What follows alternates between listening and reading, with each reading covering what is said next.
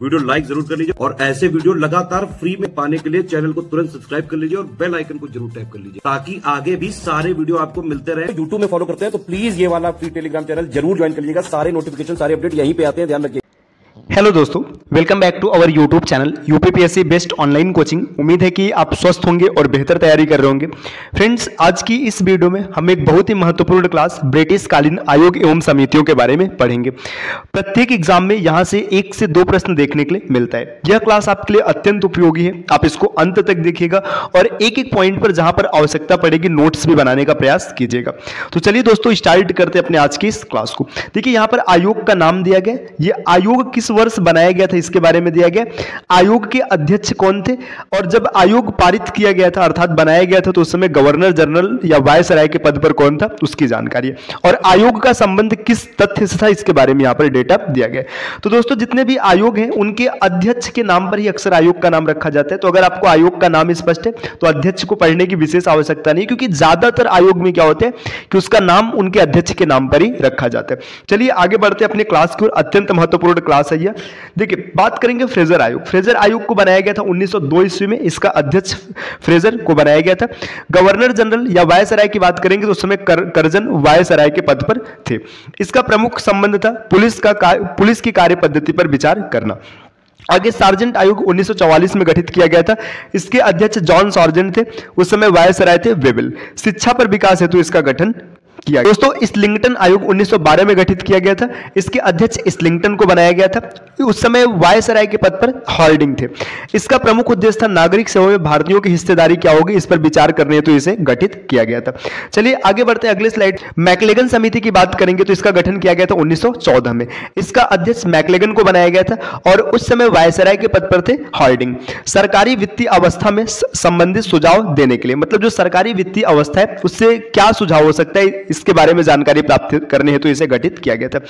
कलकत्ता विश्वविद्यालय आयोग, जिसे सैडलर आयोग भी कहा जाता है, इसको गठित किया गया था 1917 में। इसका अध्यक्ष माइकल सैडलर को बनाया गया था और जेम्स फोर्ड उस समय वायसराय के पद पर थे। कलकत्ता विश्वविद्यालय में दोषों की जांच करने हेतु इसका गठन किया गया था। दोस्तों, ये सब जो घटनाएं हैं इसके बारे में हम लोग विस्तार से अलग क्लास में पढ़ेंगे। यहां पर सिर्फ ये देख रहे हैं कि अध्यक्ष कौन थे और वायसराय कौन थे उस समय और उसका संबंध किससे था। अफीम आयोग का गठन किया गया था 1893 ईस्वी में। उस समय वायसराय लैंसडाउन थे और इसका गठन किया गया था अफीम सेवन को रोकने हेतु। इसी तरीके से आगे बढ़ेंगे तो हर्षल समिति 1893 ईस्वी में इसका गठन किया गया था। इसके अध्यक्ष हर्षल थे। लैंसडाउन, देखिए 1893 यहां पर वायसराय लैंसडाउन है तो यहां पर भी वायसराय लैंसडाउन ही होंगे। टकसाल संबंधी सुझाव, देखिए टकसाल की बात करेंगे तो टकसाल क्या होता है आपको पता होगा, है ना। इसके बाद आगे देखते हैं दुर्भिक्ष आयोग 1898 ईस्वी में गठन किया गया। इसके अध्यक्ष थे जेम्स लॉयल, है ना। और इस समय जो वायसराय पद पर थे वो एल्गिन थे। प्रथम दुर्भिक्ष आयोग की रिपोर्ट पर विचार करने हेतु इसका गठन किया गया था।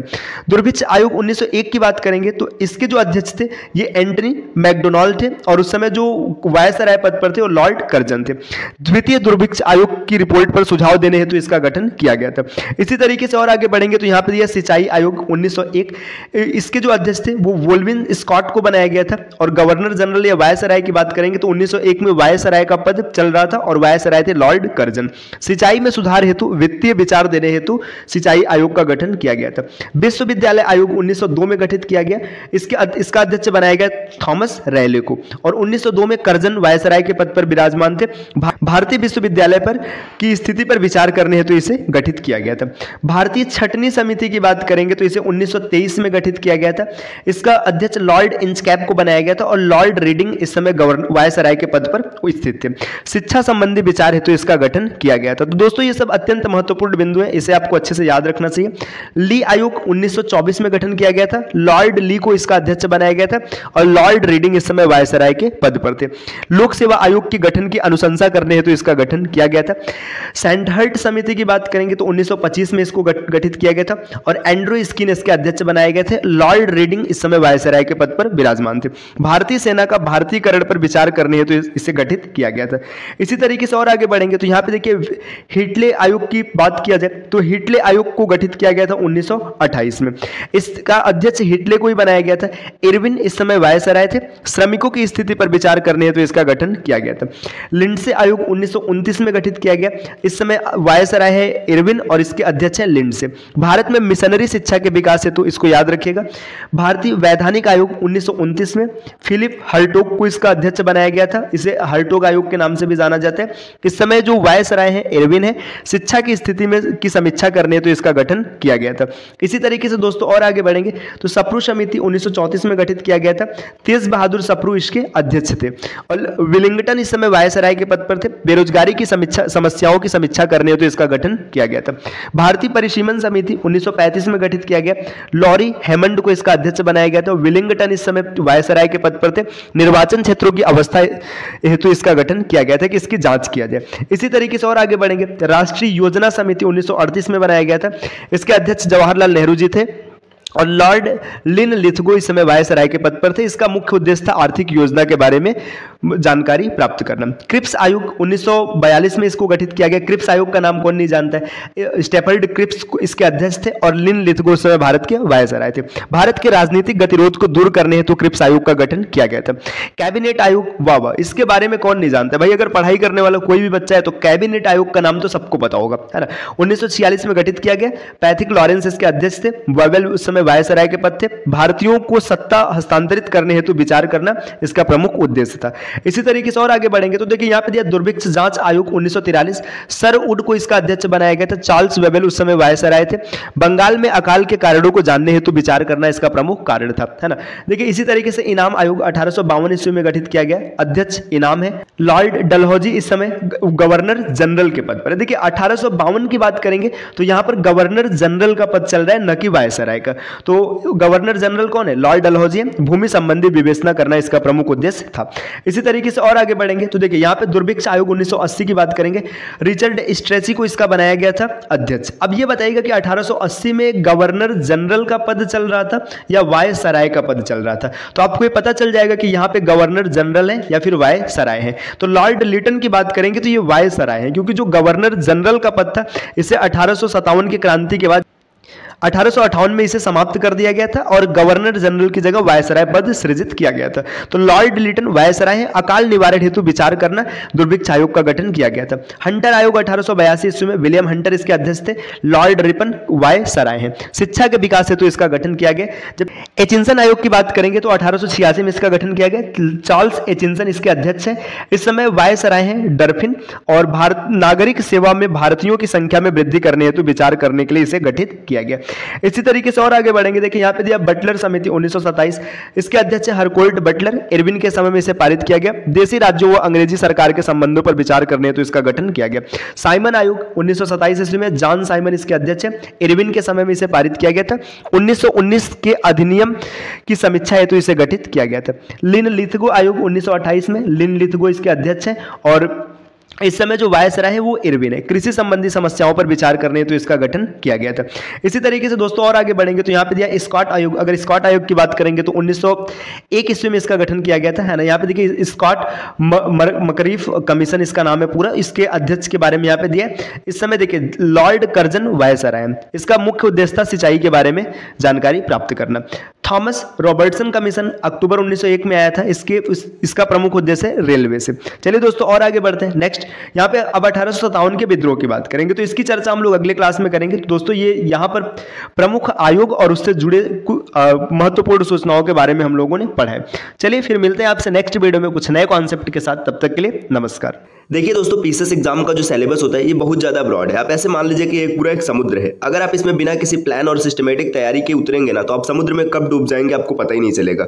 आपको लगेगा कि चीज़ें आज सामान्य चल रही हैं, आप सफल हो रहे हैं, लेकिन कब आप रेस से बाहर हो जाएंगे और आप पीछे छूट जाएंगे आपको इसकी भनक भी नहीं लगेगी। तो आपको क्या करना है, इस समुद्र को पार करने के लिए एकदम सिस्टमेटिक तरीके से तैयारी करना है। अब इस सिस्टमेटिक तैयारी में कई बार हम लोगों के पास प्रॉपर गाइडेंस नहीं होता है। कई बार हम लोगों के पास गाइडेंस होता है तो जो समय लगता है उस समय हमारे पास प्रॉपर नहीं होता है। हम लोग टाइम मैनेजमेंट नहीं कर पाते और कहीं ना कहीं से चूक जाते हैं।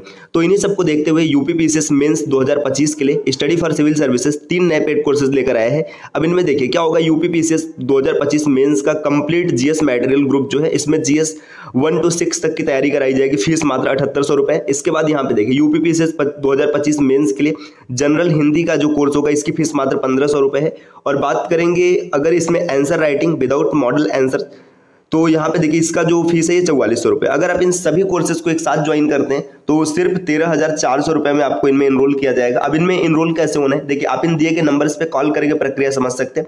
इसके अतिरिक्त यहाँ पे QR कोड्स देंगे, आप इन पे स्कैन करके पेमेंट कीजिएगा और इन नंबरों पे स्क्रीनशॉट भेज दीजिएगा। टीम आपको पेड कोर्सेज में शामिल कर लेगी और आप प्रॉपर तैयारी कर पाएंगे। इसी तरीके से यहाँ पे देखिए UPPSC RO ARO जो री एग्जाम होने वाला है, इसका जो मेंस होगा, इसका भी पेड कोर्सेज 8 अप्रैल यानी कि आज से स्टार्ट हो चुका है। अब आज 8 अप्रैल अगर आप वीडियो आगे देख रहे हैं तो ये आपको मिलेगा, लेकिन देखिए 8 अप्रैल से ये स्टार्ट हुआ, आप इसमें ज्वाइनिंग कभी भी कर सकते हैं। ऐसा नहीं कि 8 से स्टार्ट है तो 8 से ही कर सकते हैं, 10, 15, 20, 25 तक भी आप ज्वाइनिंग कर सकते हैं। इसमें देखिए क्या क्या क्या आपको मिलेगा। सबसे पहले GS का जो पेड कोर्सेस है, इसकी जो फीस है 1800 रुपये होगी। इसके बाद अगर बात करेंगे हिंदी के लिए तो इसकी फीस 2200 रुपये होगी। निबंध की बात करेंगे तो 1800 रुपये में आप यहाँ से तैयारी कर सकते हैं और पेड क्विजेज जो है इसकी फीस मात्र 900 रुपये। अब यहाँ पे देखिए ये अलग अलग आप ज्वाइन करेंगे तो आपको थोड़ा सा नुकसान होने वाला है। क्यों? क्योंकि आप इन सबको ऐड करेंगे तो आपकी फीस पहुंच जाएगी 6700 रुपये।